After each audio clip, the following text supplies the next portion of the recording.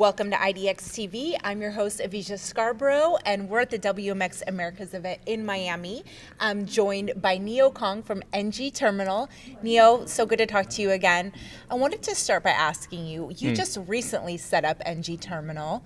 What advice do you have for others coming into the industry? It is a very inspiring question to myself as well, because I've been asking different sort of pioneers before I started creating NG Terminal. That was a scary time, I have to admit. Previously in the interview we discussed with my previous employer, for him to leaving a company is already difficult. Because he felt like leaving a baby. But for me to leave a company I worked for 10 years, it's like leaving a parent. So it's about how to grow up, to go into the world of unknown. But I think at some time you just realize you need to do more. You can be protected by a good platform, a good team, but there is extra value you can bring, back to this society. So that was the main, I think, motivation for me to go forward. Then, of course, in the meantime, I started to know people have similar mindsets like me. My co-founder, Angela, she was my previous general manager, and then she was circling in this industry. So she's having similar minds. She wanted to bring more back to the industry rather than just doing the same thing as what we were doing before. Then the synergy just happens. So I think first is confidence, second is finding the right people with similar minds, and then start the engine and just carry on doing. What were your biggest fears leaving that parent that you called it to go out on your own, and how did you face those fears? Yeah, it's very funny to think about it. During that time, I wouldn't say it's funny. The fear was unknown, basically. Would I be able to survive through the fierce competition? Because for the last 10 years, I have seen how competitive the market has become. And more new established businesses start to understand how cross-border e-commerce works. So I would say many copiers start to pop up. So if I started to do the same thing, then inevitable I have to face price competitions, which I didn't really want to go. So I guess, yes, the biggest fear was I was worrying that I wouldn't have a unique selling point and would be buried by the fierce competition. But then, yes, we carry investing into tech.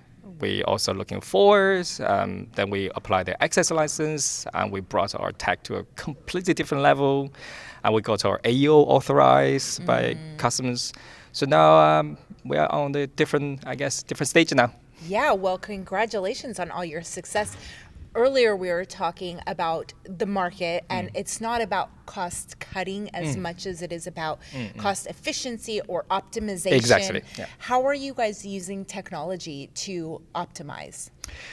For instance, internal optimizations, we have designed a workflow which synchronized with different departments. So thanks to our internal in-house system called MyNGT, our customer can interact with us directly. They don't really have to use emails, or they don't have to phone calls or instant messages. Everything's passed through the customer portal, and internal employees, different departments can cross different functions, work on the same platform. So internally, we save the cost of communication, and it's not just about money, it's about time. When you increase the efficiency, you're able to take more clients at the same time. And KPI can be set up tighter. So working with more challenging situations, time-critical situations, we're able to fulfill the task. So that's internal optimization of cost saving. Externally, we create new features, some such as our book and quote, which is allow the customer can book a shipment and get a quote instantly. So for them, they are able to improve their efficiency and to get more business leads into themselves as well. So it's a mutual. I think internally we'll optimize it. Externally, we'll create more opportunity for our customers. So that's how we achieve it. Great. Well, talk to us a little bit about X-size goods. Excise, yes, we actually have been hearing quite a lot of interest from our audience, the visitors, which is good. I think we're doing the right thing. Excise goods in the past was always treated as controlled goods. So in many custom territories, controlled goods means you cannot just ship it as general packages, like the cross-border e-commerce you send by postal or courier without thinking about how to get it clear, because they need to be monitored and supervised.